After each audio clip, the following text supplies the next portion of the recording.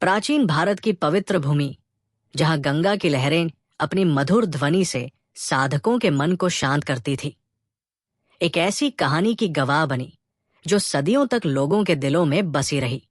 ये कहानी है महात्मा बुद्ध की, जिनके शब्दों में दुखों से मुक्ति का मार्ग था, और एक दयालु राजा की, जिसका हृदय प्रजा के लिए धड़कता था, पर जिसके मन में अनगिनत सवाल थे।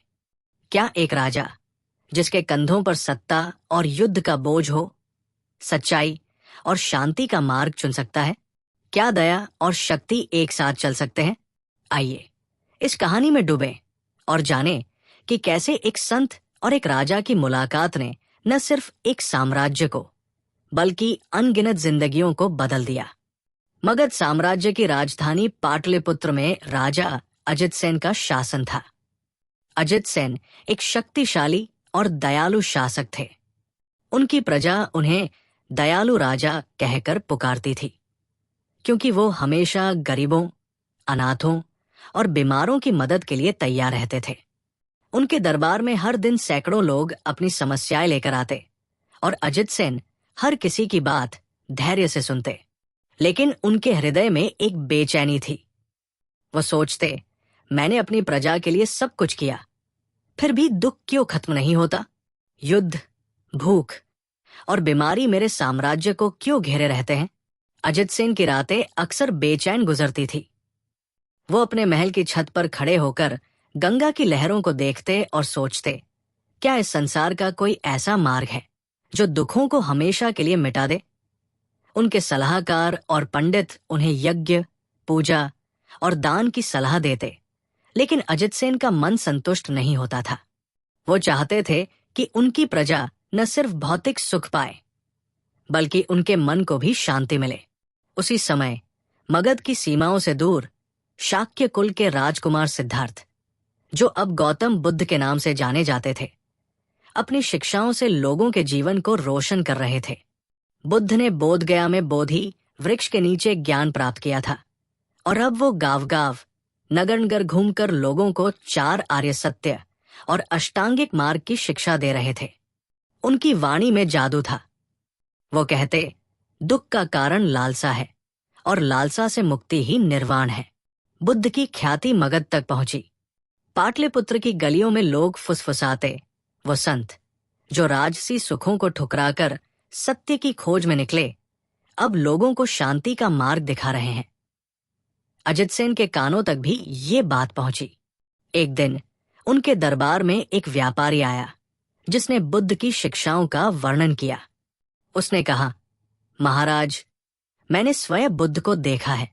उनकी आंखों में ऐसी शांति है जो मैंने पहले कभी नहीं देखी। वो कहते हैं कि दुख से मुक्ति का मार्ग हमारे भीतर ही है। अजित सेन का मन उत्सुक हो उठा। उन्होंने अपने सलाहकारों से पूछा, क्या ये सच है कि बुद्ध लोगों के मन को शांत कर सकते हैं? सलाहकारों ने जवाब दिया, महाराज, बुद्ध की बातें सरल हैं, लेकिन गहरी है। वो राजा और रंक में भेद नहीं करते। शायद आपको स्वयं उनसे मिलना चाहिए। अजित सेन ने फैसला किया कि वो बुद्ध से मिलेंगे। एक दिन खबर आई कि बुद्ध अपने शिष्यों के साथ मगध की सीमा में प्रवेश कर चुके हैं। वे राजगृह के पास एक बांस के उपवन में ठहरे थे। अजित सेन ने तुरंत अपने सेवकों को आदेश दिया कि बुद्ध को पाटलिपुत्र आमंत्रित किया जाए। लेकिन बुद्ध ने विनम्रता से जवाब भेजा, महाराज, मैं राजमहल में नहीं आता। यदि आप मुझसे मिलना चाहते हैं तो इस उपवन में आ सकते हैं। अजित सेन को बुद्ध का ये जवाब अटपटा लगा। वो सोचने लगे, मैं मगध का राजा हूं और ये संत मुझे अपने पास बुला रहा है। लेकिन उनकी जिज्ञासा इतनी प्रबल थी कि उन्होंने अपने गर्व को त्याग दिया। उन्होंने साधारण वस्त्र पहने, अपने सैनिकों और सलाहकारों को पीछे छोड़ा और अकेले बांस के उपवन की ओर चल पड़े। जब अजित सेन उपवन पहुंचे तो वहां का दृश्य देखकर वो स्तब्ध रह गए। बुद्ध एक वृक्ष के नीचे बैठे थे। उनके चेहरे पर ऐसी शांति थी जैसे वो संसार के सारे दुखों से परे हों। उनके चारों ओर शिष्य और साधारण लोग बैठे थे, जो उनकी बातें ध्यान से सुन रहे थे। अजित सेन चुपके से पीछे बैठ गए। बुद्ध उस समय कह रहे थे, संसार में हर चीज अनित्य है, जो आता है वह जाता है, इसलिए सुख और दुख से आसक्ति छोड़ दो। बुद्ध की बातें सुनकर अजित सेन का मन अजीब सी शांति से भर गया। जब सभा खत्म हुई तो बुद्ध ने अजित सेन को अपने पास बुलाया। उन्होंने कहा, महाराज, आपका चेहरा बेचैनी और सवालों से भरा है। बताइए, क्या परेशान करता है आपको? अजित सेन ने विनम्रता से कहा, तथागत, मैं अपनी प्रजा के लिए सब कुछ करता हूं। मैंने अनाथों के लिए आश्रम बनवाए, भूखों को भोजन दिया और बीमारों के लिए वैद्य बुलाए। फिर भी मेरे साम्राज्य में दुख खत्म क्यों नहीं होता? युद्ध, भूखमरी और बीमारी मेरी प्रजा को क्यों सताते हैं? क्या कोई ऐसा मार्ग है जो मेरी प्रजा को सदा के लिए सुखी कर दे? बुद्ध मुस्कुराए। उनकी मुस्कान में गहरी करुणा थी। उन्होंने कहा, महाराज, आप दयालु हैं, लेकिन आप संसार के नियम को नहीं समझते। दुख का कारण बाहर नहीं, बल्कि हमारे मन में है। जब तक मन लालसा, क्रोध और अज्ञान से भरा है, तब तक दुख रहेगा। आप अपनी प्रजा को भोजन दे सकते हैं, लेकिन उनके मन की भूख को केवल सत्य और दया ही मिटा सकती है।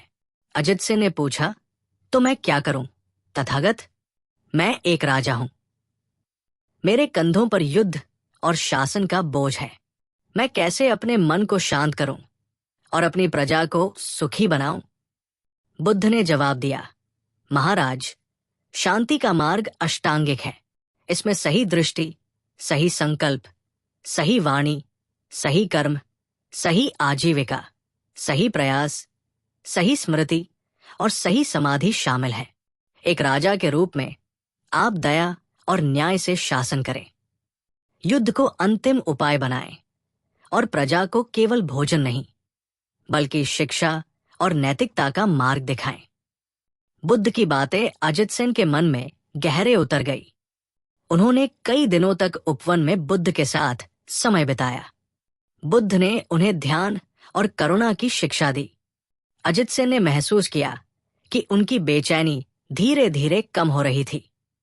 उन्होंने बुद्ध से पूछा, तथागत, क्या मैं आपका शिष्य बन सकता हूं?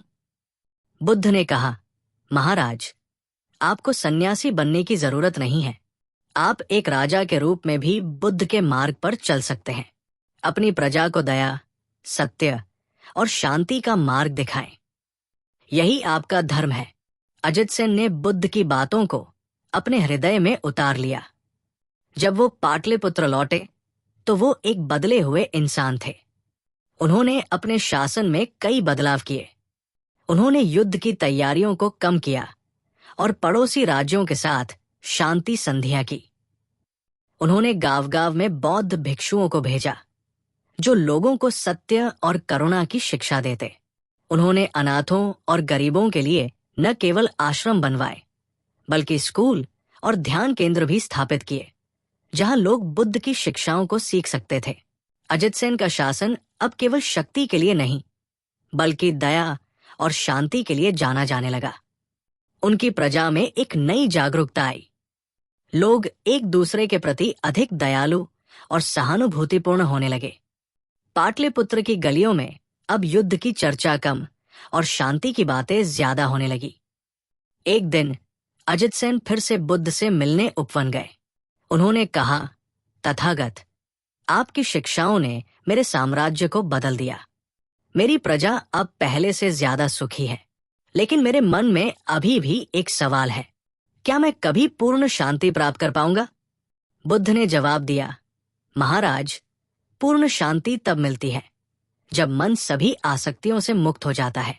आपने अपनी प्रजा के लिए बहुत कुछ किया।